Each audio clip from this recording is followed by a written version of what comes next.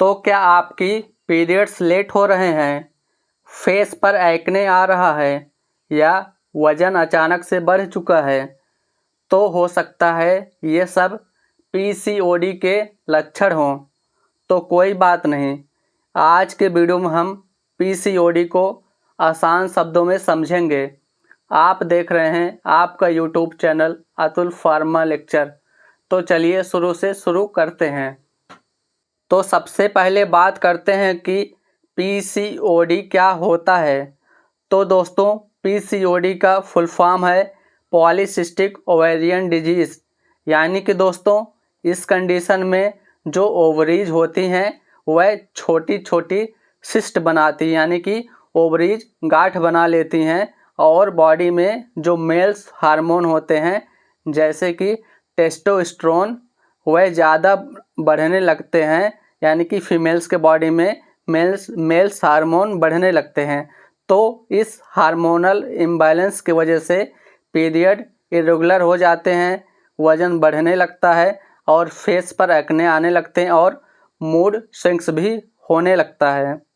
यानी कि दोस्तों, ओवरीज में छोटे छोटे गांठ होने की कंडीशन को पीसीओडी कहते हैं। तो दोस्तों, अब बात करते हैं पीसीओडी के सिम्टम्स, यानी कि पीसीओडी होने पर कौन से लक्षण दिखाई देते हैं, इनके कौन साइन और सिम्टम्स होते हैं। तो दोस्तों, आपका बॉडी हमेशा सिग्नल देता है जब भी कुछ गलत उसके अंदर होता है। यानी कि दोस्तों, पीसीओडी के भी कुछ कॉमन सिम्टम्स होते हैं जो इग्नोर नहीं करने चाहिए। चलिए सिंपल तरीके से समझते हैं कि पीसीओडी के साइन और सिम्टम क्या क्या होते हैं। तो इनके कई सिम्टम्स होते हैं, जैसे कि पहला है इररेगुलर पीरियड।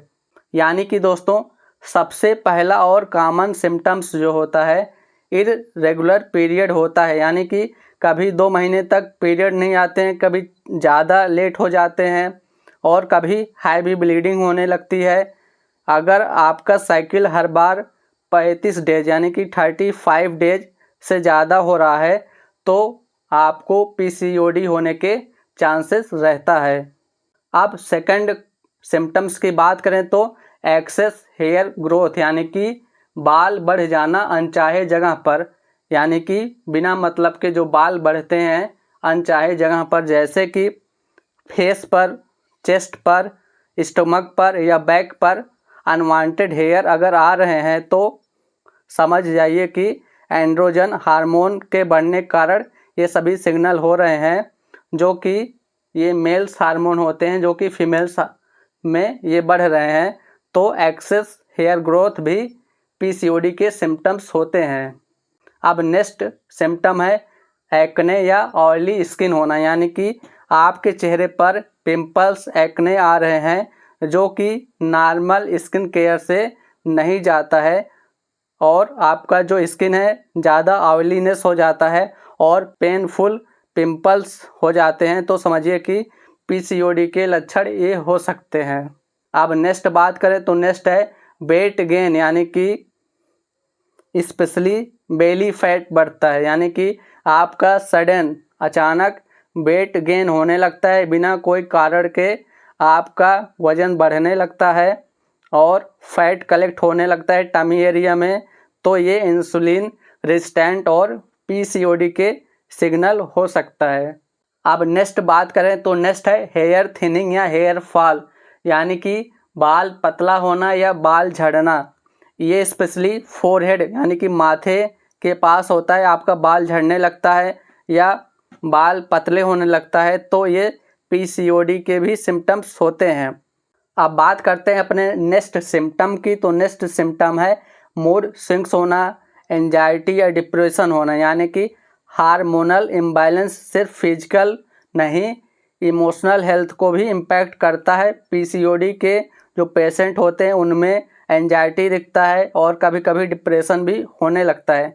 तो ये सिम्टम्स होते हैं पीसीओडी के।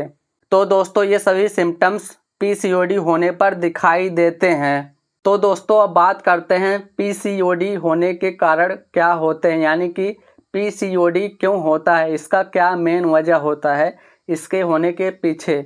तो दोस्तों पीसीओडी का एग्जैक्ट कारण पता नहीं है, लेकिन कुछ मेन फैक्टर हैं जो पीसीओडी को ट्रिगर कर सकते हैं। इसमें पहला कारण है हार्मोनल इम्बैलेंस होना, यानी कि पीसीओडी में बॉडी का हार्मोन जो होता है वह बैलेंस बिगड़ जाता है। जो हार्मोन होता है एस्ट्रोजन और प्रोजेस्टेरॉन, जो फीमेल हार्मोन्स होते हैं उनका लेवल गिर जाता है, यानी कि एस्ट्रोजन और प्रोजेस्टेरॉन लेवल जो हार्मोन फीमेल का होता है वह गिर जाते हैं, उसका लेवल नीचे हो जाता है। और जो मेल हार्मोन होता है टेस्टोस्टेरोन वह बढ़ने लगता है फीमेल के बॉडी में। तो इसी वजह से पीरियड इरेगुलर हो जाते हैं और अनवांटेड हेयर या एक्ने भी आने लगता है। इसका जो दूसरा कारण है वह है इंसुलिन रेजिस्टेंस होना, यानी कि बहुत सारी पीसीओडी पेशेंट को इंसुलिन रेजिस्टेंट होती है, यानी कि इसका मतलब है कि उनकी बॉडी इंसुलिन का सही यूज नहीं कर पाती है, जिसका असर ब्लड शुगर पे पड़ता है। जब इंसुलिन हाई होता है तो टेस्टोस्टेरोन भी ज़्यादा बनने लगता है और वही पीसीओडी के सिम्टम्स को और बढ़ा देता है।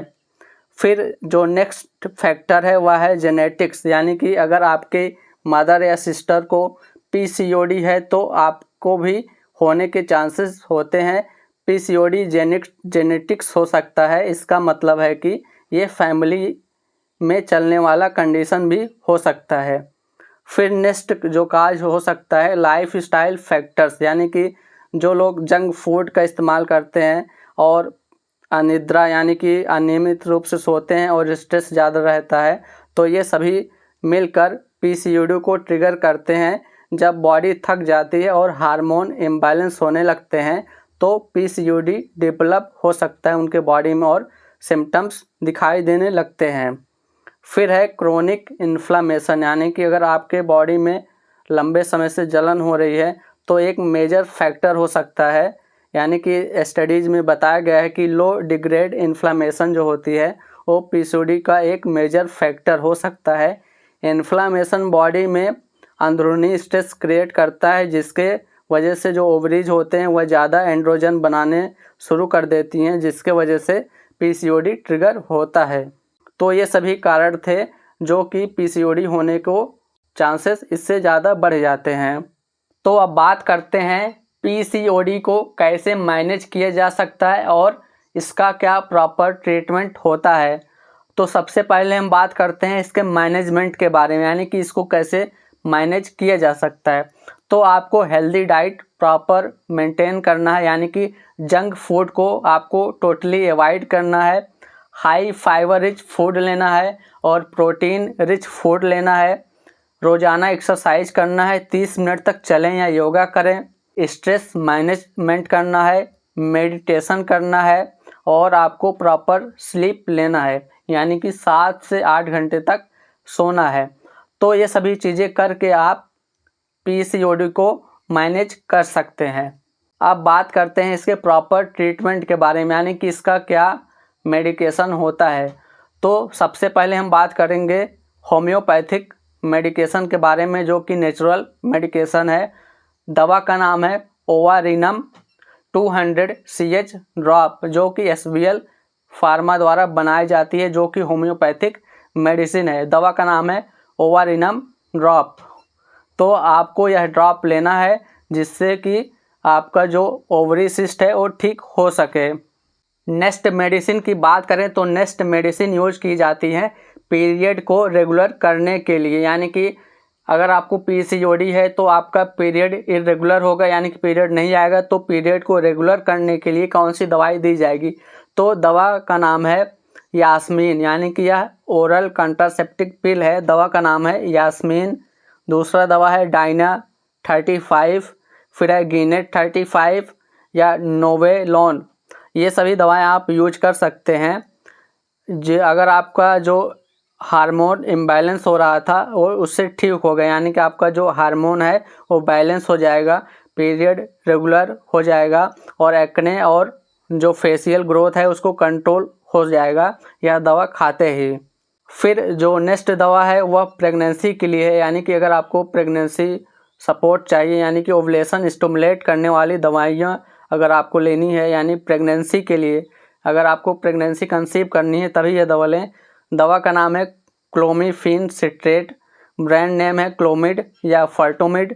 दूसरा दवा है लेट्रोजोल, ब्रांड नेम है फेमरा लेवटोवाल। इसका यूज ओवुलेशन इंड्यूस करता है, यानी कि ओवरीज जो होते हैं उसको इंड्यूस करता है।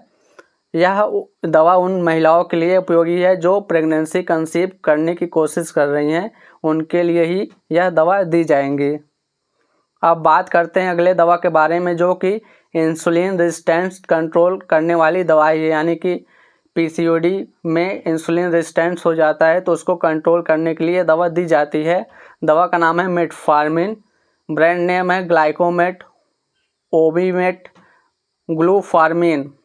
इसका अगर हम यूज के बारे में बात करें तो यह बॉडी का इंसुलिन रिस्पांस इम्प्रूव करता है और पीरियड थोड़े रेगुलर हो जाते हैं, वेट लॉस में हेल्प करता है, तो इसको आप ले सकते हैं। अब अगली दवा है एक्सेस हेयर ग्रोथ और एक्ने कंट्रोल करने के लिए, यानी कि पीसीओडी के सिम्टम्स में जो होता है हेयर ग्रोथ हो जाता है, एक्ने हो जाता है, तो उसको कंट्रोल करने के लिए आपको दवा लेना है स्पाइरोनोलैक्टोन, ब्रांड नेम है एडलालैक्टोन।